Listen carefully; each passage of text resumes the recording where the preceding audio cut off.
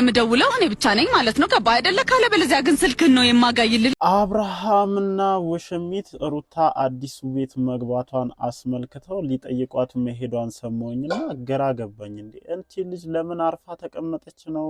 ለምን ዝም ትለናለች ነው? ለምን እኛን ትታ የራሷን ህይወት ትጀምራለች ነው? እኔ ብቻ በጣም ግራ እየገባኝ ነው ያለውና ትላንትና ያው ብዙዎቻችሁ ሩታ እነጽጌ ፕሮግራም አዘጋጅተው ወደ ቤቷ ከገባች በኋላ እንዴት አብርሃም እዚህ ዝግጅት ላይ አልተገኘም እያላችሁ ብዙዎቻችሁ ብዙ ነገር ስትሉ ነበረ። ከዛ አንፃር ይመስለኛል እንግዲህ ዛሬ ስጦታዎችን ይዞ ሰርፕራይዝ ሊያደርጋት ከኋላ ማንን አስከትሎ ቢሄድ ጥሩ ነው?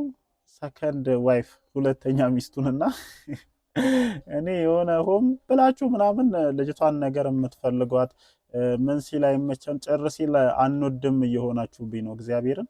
ከዛ ውጪ ደግሞ ሾልኮ የወጡ በጣም የሚያስገርሙ መረጃዎች አሉና በጣም ገርሞኛል። እኔ ለምንድነው አብርሃም የዚህን ያክል ዋጋ እየከፈለ ያለው? ምንድነው ከዚህ ነገር ጀርባ ያለው ሚስጥር? በነገራችን ላይ ከዚህ ነገር ጀርባ ትልቅ ነገር እንዳለ ሁላችሁም ልታውቁ ይገባል ማለት ነው። አሁን ላይ ያ ነገር የሚፈነዳበት ሰዓት እየደረሰ ይመስለኛልና በጣም ብዙ ነገሮች እየተሰሙ ነው ያሉት። አላቅም ያው እንዴት ይወጣሉ እንዴት ይሆናሉ የሚለውን ባላቅም ግን ከዚህ ነገር ጀርባ በጣም ብዙ ነገር አለ። ይሄ ነገር የፈነዳ ሰዓት በጣም ብዙ ነገር ነው የሚፈጠረውና ብቻ እኔ አሁን እንዴት ብዬ ልንገራቸው? ዝም ብዬ ነገሩ ላይ በደንብ እኔ ራሴ እርግጠኛ ሳልሆን ማፈንዳት ስለማልፈልግ ዝም ልበል። ግን በራሱ የሚፈነዳበት ሰዓት ስላለ ብዙም እንትን የሚል ነገር የለውም እና እንዳልኳችሁ ጭርስ ሲል አንወድም ያሉት እነዚህ ሁለት አዲስ ሙሽሮች እንበላችሁ እንግዲህ ያው ካልተሞሸረን እያሉ ነው። እሷም በየቀኑ እየመጣች ማለት ነው ባሌ እንደዚህ ሌላ ሴት ጋር ሄደ ምናምን እያለች ማለት ነው። ይሄ ቃና ላይ በፊት የነበረችውን የኤፍሱንን እንትን እያስገባች የሌለ እየቀወጠችው ነውና እሺ አውቀናል። ያው ከሩታ ቀምተሽ የወሰድሽውና በቅርብ ልታገቢው ያጨሽው ባልሽ መሆኑን አውቀናልና የዚህን ያክል ወቁልኝ ማለት አይጠበቅብሽም። ያው እንዴት አድርገሽ እንዳመጣሽው እንዴት አድርገሽ በእጅሽ እንዳስገባሽው ስለምናቅ የዚህን ያክል መንተክተክ አይጠበቅብሽም ለማለት ያክል ነው ማለት ነው።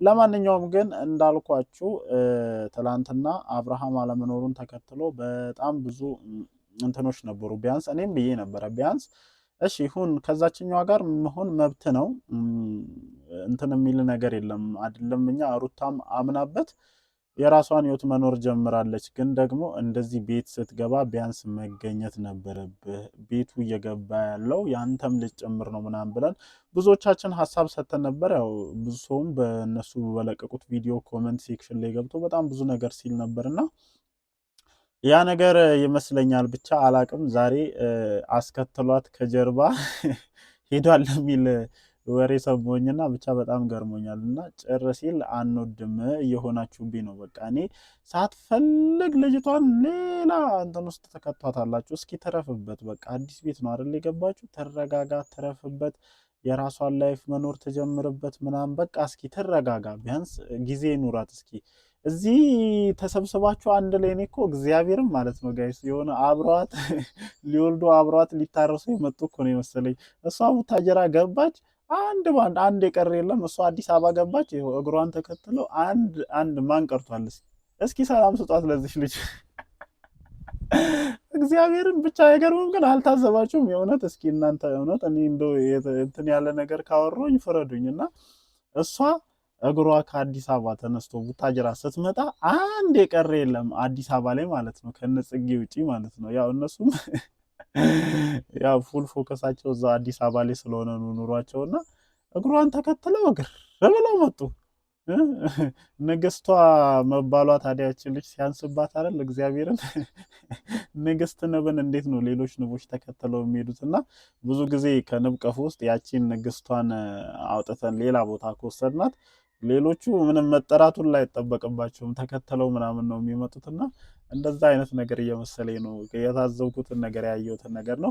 ለማንኛውም እንዴት ናችሁልኝ የኔ ተወዳጅ ቤተሰቦች? ደህና ናችሁ ወይ? አለን እግዚአብሔር የተመሰገነ ይሁን። ዛሬም እንግዲህ በሰማናቸው አዳዲስ መረጃዎች ተመልሰን ወደ እናንተ መተናል ማለት ነው። እንዳልኳችሁ ትላንትና የአብርሽ አለመገኘትን ተከትሎ ሚዲያው ላይ ትንሽ የሚናፈሱ ወሬዎች ደስ ስለማይሉ ይመስለኛል አብርሽ ሰርፕራይዝ ይዞ ስጦታ ይዞ ከኋላ ደግሞ ሁለተኛ ሚስቱን አስከትሎ መሄዱን ሰምቻለሁ። ምን ይፈጠር ምን አላቅም፣ ያው ማየታችን አይቀርምና እንደዛ አይነት ነገር አለ። ግን እሺ ለምንድን ነው ይሄ ነገር ለምን አስፈለገ ነው አሁን የኔ ትልቁ ጥያቄ። አሁን እቺ ልጅ ካልተበሳጨች አይመቸንም ነው? ካልተናደደች ደስ አይለንም ነው? ምንድነው ሐሳባችሁ ነው? በቃ ሆን ብላችሁ በእያንዳንዱ አጋጣሚ እሷ የምትናደድበትን፣ እሷ የምትከፋበትን፣ እሷ የምታለቅስበት በቃ አልፈልግም፣ አላለቅስም፣ ተውኝ፣ የራሴን ህይወት መኖር የምችል ጠንካራ ሴት ነኝ ብላ እኮ ተናገረች አይደለ? ስለዚህ ተዋቱ በቃ። እናንተም የራሳችሁን ህይወት ኑሩ ነው። ህይወታችሁ ያለሷ አይደምቅላችሁም ነው ነው ጥያቄ የሆነብኝ። ህይወታችሁ ያለዚች ልጅ አይጣፍጥላችሁም ነው? አይደምቅላችሁም ነው? ምንድነው ችግራችሁ ነው? እግዚአብሔርን ለማንኛውም ማለት ነው በቅርቡ አንዳንድ የሚሰሙ ነገሮች እንዳሉም እርግጠኛ ነኝ። በመግቢያ ላይ ብያቸዋለሁኝ። ከዚህ ነገር ጀርባ ራሱን የቻለ ትልቅ የሆነ ቦምብ የሆነ ሚስጥር እንዳለ ሰምቻለሁ ማለት ነው፣ ከሄርሜላ ጋር ተያይዞ ማለት ነው። አብርሽንም የዚህን ያክል ቤቱን ትቶ ሚስቱን ትቶ ከዚች ልጅ ጋር እንደ ማስቲሽ ጥብቅ ያደረገው ነገር ከጀርባው ራሱን የቻለ ትልቅ ነገር እንዳለው እርግጠኛ ነኝ። ከዛ ውጭ ያው ትላንትና የጋሽዬን ደስተኛ መሆን የተመለከቱ በጣም ብዙ ሰዎች፣ እኔም በተወሰነ መልኩ ሀሳቤን ሰጥቻለሁኝ፣ ግን ጥያቄ እያነሱ ነበረ። ምንድነው ነው እንደዚህ የእነዚህ ልጆች እርቅኛ ሳና ከጀርባ ተፈጸመው ወይ? ምን አዲስ ነገር አለ? ጋሽዬ የመጡበት አመጣጥ እጅግ በጣም ደስተኛ ናቸው ምናምን የሚሉ ጥያቄዎች እየደረሱ ነበር። እና እንደ አባት ደስተኛ መሆን አለባቸው። የልጅ ልጃቸውን አይተዋል። በእርግጥ አብርሃም የሚያደርጋቸው ነገሮች ትክክለኛና መስመርን የተከተሉ ባይሆንም ደግሞ ጋሽዬ ከወንድ ልጃቸው የልጅ ልጅን አግኝተዋል። ደስተኛ ሊሆኑ የማይችሉበት ምንም አይነት ምክንያት የለም። በሰላም መውለድ፣ ጤነኛ ልጅን መታቀፍ፣ ከዛ ደግሞ በሰላም ወልዳ ወደ ቤቷ ተመልሳ መግባት ራሱ አንድ ራሱን የቻለ ትልቅ ነገር ነው። ይሄ ሊያስደስት የሚችል ነገር ነው እና እኔም ብያለሁ የጎደነ ነገር አለ። ሁሉም ነገር ፉል ላይሆን ይችላል፣ ግን ደግሞ እግዚአብሔር ነገሮችን አስተካክሎ እንደዚህ ሁሉን ነገር መልካም አድርጎ እሷም ወደ ቤቷ በሰላም አራስነቷን ጨርሳ መግባቷ፣ እነሱም እዚህ ያለውን ነገር በሰላም ጨርሰው መወጣታቸው ደስ የሚያሳይ ነገር ነውና ከሩታ አክስት ጋር ተገናኝተው እንደዛ ደስተኛ ሆኖ ሳያቸው በጣም ነው ደስ ያለኝ። እኔ እንደውም እንትን ያለኝ ምን አለ ይሄ ነገር ሳይፈጠር ቀርቶ እንደው ፉል ደስተኛ ቢሆኑ አስባችሁታል? አንድ ላይ ደግሞ ተያይዘው ልጃቸውን በሰላም ወደ ቤት ይዘው ገብተው ሲሆን ደግሞ ምን ያክል ተጨማሪ ደስታ ሊሆን እንደሚችል አስባችሁታል? ያንም ነገር ቲንክ መደረግ መቻል አለበት። እኔ አሁን መፍረድ አልችልም። እግዚአብሔርን የተቻላቸውን ነገር አድርገዋል።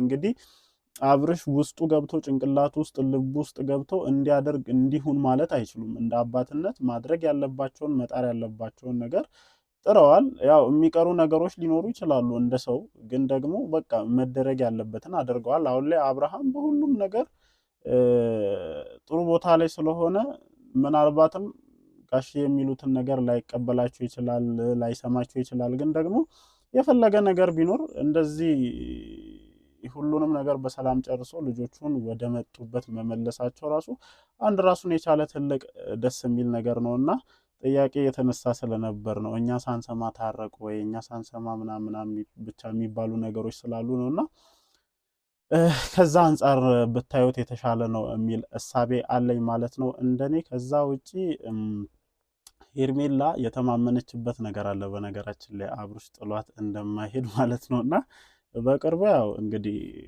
ሁለተኛ ሚስቱ መሆኗ የማይቀር ጉዳይ ነው። እኔ አምኜ ተቀብያለሁኝ።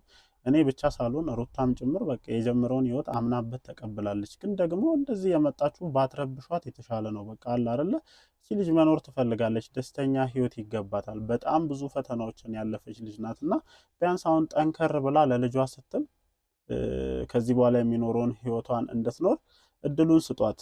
እንደ ንቦቹ ተከትላችሁ ሄዳችሁ አትወረሯት። በቃ ሰላማን ስጧት።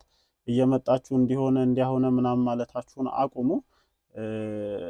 መሄዳችሁን ሰምቻለሁኝ። አንተም ትክክል አላደረክም። አስከትለሃት ሄደ ከሆነ እኔ እንደሰማሁት አስከትለሃት ሄደ ከሆነ እጅግ በጣም የሚያሳፍር ተግባር ነውና በቃ ሆን ብላችሁ ነገር ልትፈልጓት እንደሆነ ነው የገባኝ። በቃ ጭር ሲል አንወድም የሚለው ነገር ሪል እንደሆነ ነው የተሰማኝ ማለት ነው። ለማንኛውም ይሄንን አሁን ያልኳችሁን ከዚህ ነገር ጀርባ ያለውን ትልቅ ሚስጥር እርግጠኛ ስሆንበት የማወጣው ይሆናል።